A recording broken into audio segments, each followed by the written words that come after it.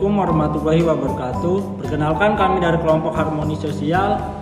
Coba kita bayangkan sebentar, hal sederhana seperti makan makanan bergizi yang mungkin bagi sebagian dari kita adalah hal biasa, ternyata belum tentu bisa dirasakan oleh semua orang. Masih ada anak-anak yang berangkat sekolah tanpa sarapan yang cukup, atau keluarga yang harus makan seadanya karena keterbatasan ekonomi. Dari situ kami melihat bahwa masalah ini bukan sesuatu yang bisa diselesaikan hanya dengan bantuan sesaat. Perlu ada solusi yang bisa berjalan terus dan memberikan dampak jangka panjang. Oleh karena itu, pada kesempatan ini kami akan membahas tentang usaha MBG atau makanan bergizi gratis dalam kaitannya dengan kewirausahaan sosial, dampak berkelanjutan, dan harmoni sosial. Topik ini sangat relevan dengan kondisi saat ini, karena masih banyak masyarakat yang belum mendapatkan akses makanan bergizi secara merata. Padahal makanan bergizi sangat penting untuk kesehatan, pertumbuhan, dan kualitas sumber daya manusia di masa depan. Kalau kita lihat di sekitar kita, sebenarnya masih ada anak-anak atau bahkan keluarga yang makan seadanya, bukan karena tidak mau hidup sehat, tapi karena keterbatasan ekonomi.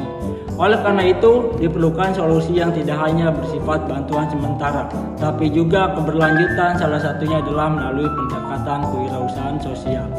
Jadi di sini kita tidak hanya membantu, tapi juga memikirkan bagaimana bantuan tersebut bisa terus berjalan dan memberi dampak jangka panjang. Perkenalkan, nama saya Tia Rezita. Berikutnya saya akan membahas tentang kewirausahaan sosial. Kewirausahaan sosial adalah kegiatan usaha yang tidak hanya bertujuan mencari keuntungan, tetapi juga menyelesaikan masalah sosial dengan cara inovatif dan berkelanjutan. Jika kita bandingkan, bisnis konvensional biasanya hanya fokus pada profit atau keuntungan. Sementara kegiatan sosial murni lebih fokus pada membantu tanpa memikirkan keberlanjutan finansial. Nah, kewirausahaan sosial hadir sebagai gabungan dari keduanya. Usaha ini tetap menghasilkan keuntungan, tetapi keuntungan juga digunakan untuk memberikan dampak positif bagi masyarakat. Contohnya ada banyak masalah sosial di sekitar kita seperti kemiskinan, pengangguran, gizi buruk, dan ketimpangan sosial. Kewirausahaan sosial mencoba hadir sebagai solusi nyata untuk mengatasi masalah-masalah tersebut. Misalnya usaha yang memperkerjakan masyarakat kurang mampu atau bisnis makanan sehat dan harga terjangkau untuk mengatasi gizi buruk. Jika tidak hanya berbisnis, tetapi juga membantu meningkatkan kesejahteraan masyarakat. Hal ini paling penting membedakan kewirausahaan sosial adalah keberlanjutannya, artinya program atau usaha yang dijalankan tidak berhenti tengah jalan karena memiliki sistem yang mendukung, bagi dari sisi keuangan maupun operasional. Dengan adanya keberlanjutan ini, dampak sosial yang dihasilkan juga bisa dirasakan dalam jangka panjang, bukan hanya sementara. Jadi kewirausahaan sosial adalah solusi cerdas yang menggabungkan tujuan ekonomi dan sosial, sehingga tidak hanya mengutamakan secara bisnis, tetapi juga bermanfaat bagi masyarakat yang luas. Nama saya Nada Nisrina dan saya akan menjelaskan latar belakang munculnya MBG atau makanan bergizi gratis. Kalau kita lihat di sekitar kita, sebenarnya masih banyak masalah yang berkaitan dengan makanan dan gizi. Nah, dari situlah muncul program MBG dan makanan bergizi gratis. Yang pertama, masalah gizi di masyarakat masih banyak, terutama anak-anak yang belum mendapatkan asupan gizi yang cukup. Nah, MBG ini hadir untuk membantu memastikan bahwa mereka tetap bisa mendapatkan makanan yang sehat dan bergizi. Lalu kedua, ketimpangan ekonomi. Kita juga tahu tidak semua keluarga punya kemampuan yang sama. Ada yang mampu beli makanan sehat setiap hari, tapi ada juga yang mampunya yang penting kenyang aja walaupun gizinya kurang. Jadi disinilah peran MBG, yaitu mengurangi kesenjangan tersebut. Lalu kesadaran masyarakat juga tentang pola makan sehat yang masih rendah. Masih banyak yang belum memperhatikan kandungan gizi dalam makanan. Padahal pola makan itu sangat berpengaruh dalam kesehatan jangka panjang. Jadi MBG juga berfungsi untuk edukasi supaya masyarakat bisa mendapatkan pola gizi yang baik. Jadi MBG ini bukan cuma program biasa, tapi bisa sebagai upaya besar untuk memperbaiki kualitas hidup masyarakat. Selain program sosial, MBG juga bisa dilihat dari sebagai peluang usaha. Kenapa bisa jadi usaha? Karena makanan itu kan sebuah kebutuhan dasar manusia. Setiap orang juga pasti butuh makan setiap hari. Artinya adalah peluang usaha yang stabil dan potensi jangka panjang. MBG ini menggabungkan bisnis dan dampak sosial. Jadi bukan cuma cari keuntungan tapi juga membantu masyarakat. Misalnya tetap jual makanan tapi hasilnya digunakan untuk membantu yang kurang mampu. Konsep seperti ini disebut kewirausahaan sosial. Adanya dukungan dari masyarakat, adanya dukungan dari pemerintah dan juga lingkungan. Sekarang banyak program yang mendukung UMKM terutama di bidang makanan, termasuk program sehat di sekolah. Jadi ini membuat MBG lebih mudah berkembang. Kesadaran masyarakat juga mulai meningkat. Sekarang orang tuh jadi lebih peduli sama kesehatan dan makanan yang mereka konsumsi. Jadi pasar untuk usaha makanan itu sebenarnya luas. Dan peluang inovasi MBG juga mudah dikembangkan. Assalamualaikum warahmatullahi wabarakatuh. Nama saya Rizky Kurniawan. Pengertian MBG. MBG adalah program sosial yang bertujuan untuk menyediakan makanan sehat, bergizi, dan layak konsumsi bagi masyarakat yang membutuhkan. Program ini diberikan secara gratis atau dengan harga sangat terjangkau, sehingga semua kalangan terutama yang kurang mampu dapat memenuhi kebutuhan gizinya dengan baik. Program ini bukan sekedar memberi makanan tetapi juga bertujuan untuk meningkatkan kualitas kesehatan, mencegah kekurangan gizi, dan mendukung pertumbuhan yang optimal terutama pada anak-anak. Tujuan program MBG, beberapa tujuan utama dari MBG antara lain mengurangi angka malnutrisi, kekurangan gizi di masyarakat, mendukung tumbuh kembang anak agar lebih sehat dan cerdas, meningkatkan daya tahan tubuh masyarakat, membantu meringankan beban ekonomi keluarga kurang mampu, meningkatkan kualitas hidup masyarakat secara keseluruhan. Sasaran yang program MBG, program ini difokuskan pada kelompok yang paling membutuhkan asupan gizi, yaitu anak-anak sekolah, untuk menunjukkan konsentrasi dan prestasi pembelajaran, ibu hamil dan menyusui untuk kesehatan ibu dan bayi, lansia untuk menjaga kesehatan dan daya tahan tubuh masyarakat berpenghasilan rendah agar tetap bisa mendapatkan makanan bergizi. Bentuk kegiatan MBG.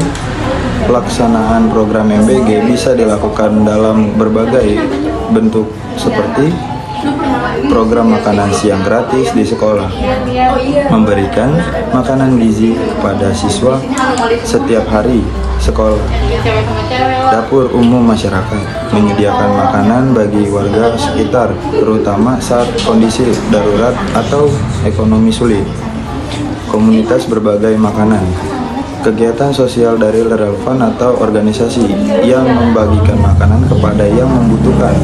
Sistem pengelolaan MBG yang membedakan MBG dari bantuan makanan biasa adalah adanya pengelolaan yang terstruktur dalam profesional, meliputi perencanaan menu disusun berdasarkan kebutuhan gizi, karbohidrat, protein, vitamin, mineral, mengutamakan makanan seimbang dan bervariasi. Pengadaan bahan makanan dipilih yang segar, berkualitas, dan aman. Bisa melibatkan petani atau pasar lokal. Proses masak dilakukan dengan standar kebersihan dan kesehatan. Menghindari penggunaan bahan berbahaya. Distribusi makanan dibagikan secara merata dan tepat sasaran, menggunakan sistem yang rapi agar tidak ada yang terlewat. Manfaat program MBG. Program ini memberikan banyak manfaat, diantaranya masyarakat mendapatkan asupan gizi yang cukup, anak-anak menjadi lebih aktif dan fokus belajar, mengurangi angka syuting dan penyakit akibat kekurangan gizi, meningkatkan kepedulian sosial dan gotong royong di masyarakat. Kesimpulan, MBG makanan bergizi gratis adalah program penting yang tidak hanya membantu masyarakat mendapatkan makanan tetapi juga berperan besar dalam meningkatkan kesehatan, kesejahteraan, dan kualitas sumber daya manusia. Dengan pengelolaan yang baik, program ini dapat menjadi solusi nyata untuk mengatasi masalah gizi di masyarakat. Sekian, terima kasih. Perkenalkan, nama saya Zahwa Fitratul Umami. Selanjutnya aku akan bahas kenapa sih MBG atau makanan bergizi gratis ini bisa dibilang sebagai kewirausahaan sosial. Jadi gini, MBG itu bukan cuma sekedar kegiatan bagi-bagi makanan, tapi dibalik itu sebenarnya ada konsep usaha yang jelas dan punya tujuan sosial juga. Apa sih tujuan sosialnya? Yang pertama adalah tujuan sosial MBG ini fokus untuk membantu mengatasi masalah gizi, terutama buat anak-anak dan masyarakat yang membutuhkan. Jadi bukan cuma kenyang, tapi juga dapat makanan yang sehat dan tentu juga yang bergizi. Yang kedua adalah memiliki sistem usaha yang terstruktur. Walaupun kelihatannya sederhana, tapi MBG ini sebenarnya mulai dari menentukan menu, membeli bahan baku, dan proses memasak sampai distribusi ke penerima. Nah, yang bikin menarik, MBG ini juga punya dampak jangka panjang. Contohnya, anak-anak yang dapat makanan bergizi itu bisa lebih fokus belajar, bisa lebih sehat, dan kedepannya bisa jadi SDM yang lebih berkualitas. Selain itu, MBG juga bisa menjadi jalan dengan beberapa model agar tetap bisa bertahan dan terus berjalan. Yang pertama ada model donasi. Dana dari masyarakat atau sponsor bisa terus dipakai untuk menyediakan makanan gratis. Dan yang kedua, ada subsidi silang. Artinya, masyarakat yang mampu membayar dengan harga normal atau sedikit lebih tinggi secara tidak langsung membantu membiayai makanan bagi masyarakat yang kurang mampu. Yang ketiga, ada model kemitraan. MBG bisa kerjasama dengan pemerintah, sekolah, atau perusahaan lewat program CSR. Nah, maka dari itu, program ini sangat penting dan bisa berdampak jangka panjang. Jadi, dari sini kita bisa lihat MBG itu bukan cuma kegiatan sosial biasa, tapi juga udah masuk ke kategori kewirausahaan sosial. Karena dia punya tujuan sosial, punya sistem usaha, dan juga bisa terus berkembang ke depannya. Baik, setelah tadi kita membedah bagaimana model operasional dan latar belakang dari usaha makanan bergizi gratis ini, mungkin muncul satu pertanyaan besar. Lalu, apa hasil akhir bagi bangsa kita? Kami percaya usaha ini bukan sekedar tentang mendistribusikan kotak makanan. Ini adalah sebuah ekosistem. Hari ini, saya akan menunjukkan bagaimana model bisnis yang sudah kita bahas tadi akan bertransformasi menjadi dampak nyata di sektor sosial, kekuatan ekonomi lokal, hingga kelestarian lingkungan kita dalam jangka panjang. Yang pertama dari sektor sosial, memutus rantai kemiskinan secara sosial. Program ini adalah cara paling efektif untuk menciptakan kesetaraan, yaitu generasi bebas stunting. Dengan gizi yang cukup, anak-anak tumbuh dengan fisik yang kuat dan otak yang cerdas. Ini adalah modal utama agar mereka bisa bersaing secara global di masa depan. Kemudian prestasi akademik meningkat. Anak yang perutnya kenyang jauh lebih fokus saat belajar. Dalam jangka panjang, tingkat kelulusan sekolah akan meningkat karena anak-anak lebih semangat berangkat ke sekolah. Yang kemudian keadilan sosial. Anak dari keluarga kurang mampu mendapatkan nutrisi yang sama kualitasnya dengan anak dari keluarga berada. Ini mengurangi kesenjangan sosial sejak dini. Kemudian dari sektor ekonomi, menggerakkan roda ekonomi lokal. Program ini punya potensi besar menjadi mesin penggerak ekonomi, asalkan bahan bakunya diambil dari sumber lokal. Pertama, pemberdayaan petani dan peternak. Kebutuhan bahan pangan yang besar seperti telur, susu, sayur, dan beras menciptakan pasar yang pasti bagi petani lokal. Mereka tidak perlu takut gagal menjual hasil panennya. Kemudian membuka lapangan kerja baru. Dibutuhkan tenaga masak, kurir pengantar makanan, hingga pengelola kantin di setiap daerah.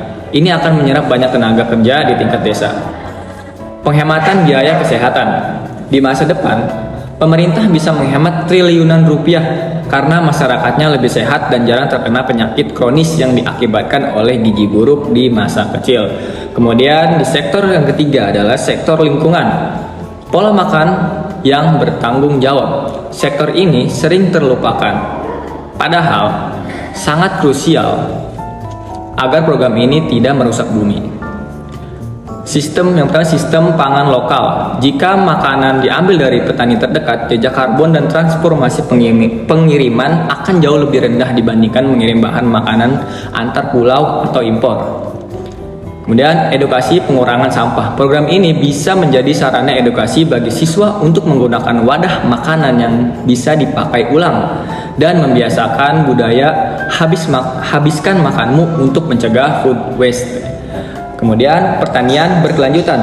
Untuk memenuhi permintaan yang stabil, petani didorong untuk menggunakan metode tanam yang lebih ramah lingkungan agar tanah mereka tetap produktif dalam jangka panjang. Perkenalkan, saya Mirawati. Di sini saya akan menjelaskan hubungan dengan harmoni sosial. Harmoni sosial adalah kondisi di mana masyarakat hidup dalam kerukunan, kedamaian, dan saling menghargai satu sama lain. Nah, program makan bergizi atau gratis MBG memiliki peran yang sangat besar dalam mewujudkan kondisi tersebut. Bagaimana caranya?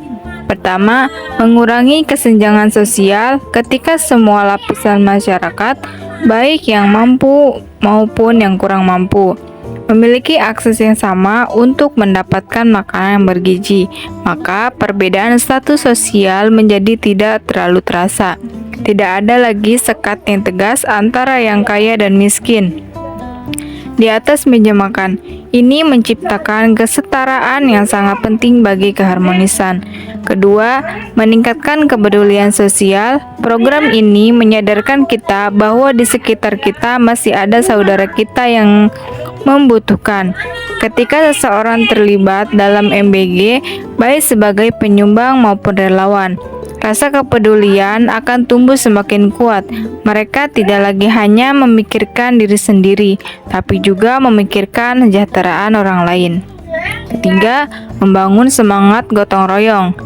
Program ini tidak bisa berjalan sendiri, butuh kerjasama dari banyak pihak, mulai dari memasak, mengemas, hingga mendistribusikan makanan. Inilah yang menghidupkan kembali budaya kita, yaitu bekerja sama, saling membantu-membantu, dan bahu-membahu demi tujuan yang sama. Keempat, menumbuhkan rasa empati dengan melihat langsung prosesnya atau merasakan manfaatnya. Orang menjadi lebih paham dan mengerti akan kesulitan yang dihadapi oleh orang lain. Rasa empati ini membuat hati menjadi lebih lembut dan tidak mudah berkonflik.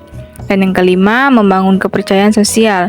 Ketika masyarakat terbiasa saling membantu dan berbagi, maka rasa percaya antara individu akan semakin tinggi. Tidak ada kecurigaan, yang ada rasa saling percaya bahwa kita semua adalah satu kesatuan. Dan dari kelima hal inilah akhirnya tercipta masyarakat yang benar-benar harmonis, damai, dan sejahtera. Selanjutnya, tantangan dan solusi. Jadi, sebuah program yang besar atau tidak lepas dari hambatan, walaupun memiliki banyak sekali manfaat, MBG juga menghadapi beberapa tantangan dalam pelaksananya. Apa saja tantangannya? Pertama adalah keterbatasan dana sumber daya. Kedua, masalah distribusi yang terkadang belum merata sampai ke pelosok. Ketiga adalah risiko kualitas makanan yang harus dijaga agar tetap higienis dan sehat. Dan yang terakhir adalah potensi ketergantungan yang berlebihan pada donasi. Lalu bagaimana solusinya? Kita tidak boleh berhenti hanya karena ada masalah.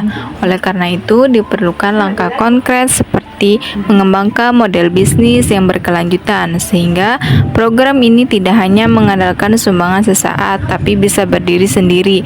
Menerapkan transparansi keuangan agar masyarakat percaya bahwa donasinya digunakan dengan benar.